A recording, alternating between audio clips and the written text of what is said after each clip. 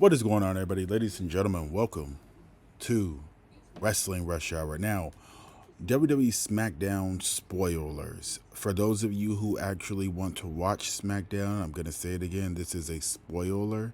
This is for the July 4th Friday Night SmackDown. So, again, it's a spoiler. Just to start the show, it kicked off with Cody Rhodes talking about his King of the Ring win in Saudi Arabia, and then Randy Orton comes out, shows his respect to Cody Rhodes. Drew McIntyre returns and shows up and basically tries to drive a wedge between Randy Orton and Cody Rhodes. Randy Orton ends up RKOing Drew McIntyre. And from what is being told, it will be Randy Orton versus Drew McIntyre at Saturday night's main event. So that would be a good match for sure.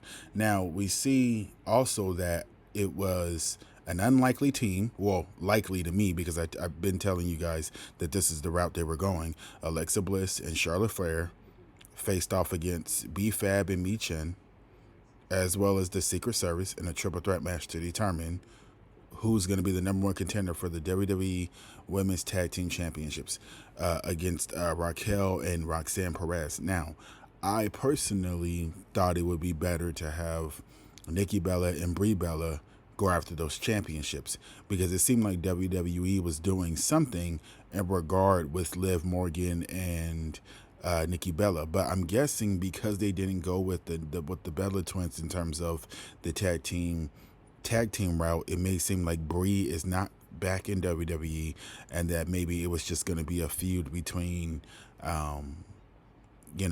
Nikki and Liv Morgan. So now that that's not the case, we end up seeing that Charlotte Flair and Alexa Bliss end up winning, and they end up going on to compete against Raquel and Roxanne. Now, I remember telling you guys this just a while ago. Matter of fact, I think just literally the other day, I was talking about how Alexa Bliss and Charlotte will more than likely end up being a tag team where they don't really like each other, but they kind of like each other. So, they'll start running the division, because that would actually put eyes on the tag team championships. Because one thing that you could know, the reason why I wanted this to happen was because WWE is not going to book Charlotte Flair into crappy, horrible booking decisions, no matter what.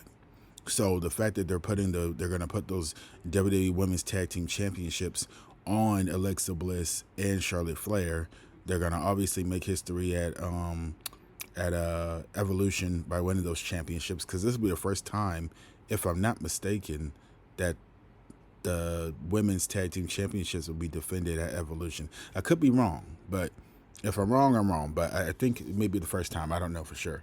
But yeah, we saw they ended up saying that the Wyatt Sicks took on Berto, Johnny Gargano, Montez Ford, and Chris Sabin in an 8-man tag team match.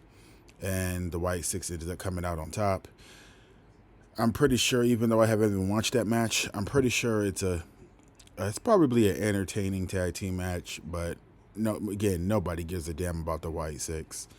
And honestly, too, with how dead the crowd was on Monday Night Raw, I'm pretty sure WWE's going to pipe in some cheers and boos or whatever they need to make the show seem watchable to some degree. Now, they moved on, and it was Tiffany Stratton addressing the WWE Universe about how she's excited for her showdown with Jade Cargill at SummerSlam. And Tiffany Stratton said she wanted to defend her WWE Women's Championship at Evolution 2, and she wants to do it against Hall of Famer Trish Stratus. And Trish ends up coming out and accepting the challenge. So there's that.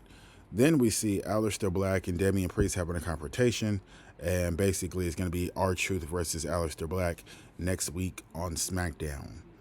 Not this for the July... Obviously not for the July 4th SmackDown, but for the SmackDown after that. And then for the last match, it was Jacob Fatu and Jimmy Uso teaming up against JC Mateo and Solo Sikoa. And then basically Jacob Fatu pinned Solo clean. And then I know I'm going to say his name wrong. Haikulu or Hikilu. Him and Tongaloa ended up putting Jacob Fatu through a table. And then yeah, that was the show.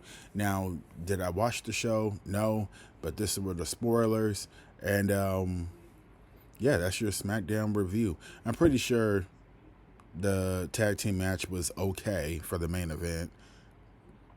The Wyatt Sicks match, I'm pretty sure that's decent, but I could really kind of care less. And then if you, yeah, we look at it, there's only three matches. There was the women's number one, the tag team women's number one contender match for that. Then you got Wyatt Sicks. Then you had, yeah, it was just a whole bunch of, a whole bunch of fucking tag team matches. Oh, and let me not forget, there was another tag team match. Fraxiom and battled Rey Fenix and Andrade, and Andrade and Rey Fenix ended up getting the win. So that was the SmackDown review. I'm not gonna watch the show just because I hate watching recorded shows. But yeah, if you guys want to know the spoilers, then that's the spoilers.